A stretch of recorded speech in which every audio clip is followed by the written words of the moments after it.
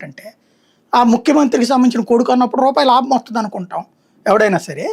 చేసాం మేము, మా డబ్బులు మాకు లాభం కూడా వచ్చింది, ఇదిగో ఈయనకి ₹1 లాభం వచ్చింది అంటే నువ్వు తప్పు చెప్తున్నావు, జగన్ మీద నిన్ను కంప్లైంట్ అడుగుతుంటే నువ్వు పెట్టట్లేదు కాబట్టి నిన్ను బొక్కలో దోస్తున్నావు, నీ మీద కేసు పెడతాను, నిన్ను అరెస్ట్ చేస్తాను.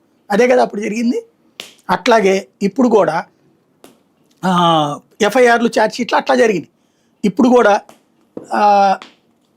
పార్టీ పెట్టినవాడు జగన్మోహన్ రెడ్డి, పార్టీ అధ్యక్షుడు జగన్మోహన్ రెడ్డి, 2014లో చెల్లి తల్లితో తిప్పినోడు జగన్మోహన్ రెడ్డి, తల్లితో పోటీ చేయించినోడు జగన్మోహన్ రెడ్డి, మేనమామతో పోటీ చేయించినోడు జగన్మోహన్ రెడ్డి వైవి సుబ్బారెడ్డితో. గుర్తుంది కదా అప్పుడు 2014లో ఓడిపోయింది వైసీపీ.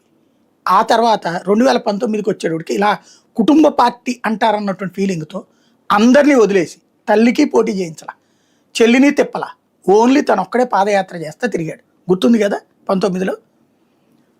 అయ్యాక అతను వైవి సుబ్బారెడ్డి టికెట్ ఇవ్వలేదు, బాలినేనికి అదిగే కదా అక్కడ క్రియాశీల పాత్ర లభించింది.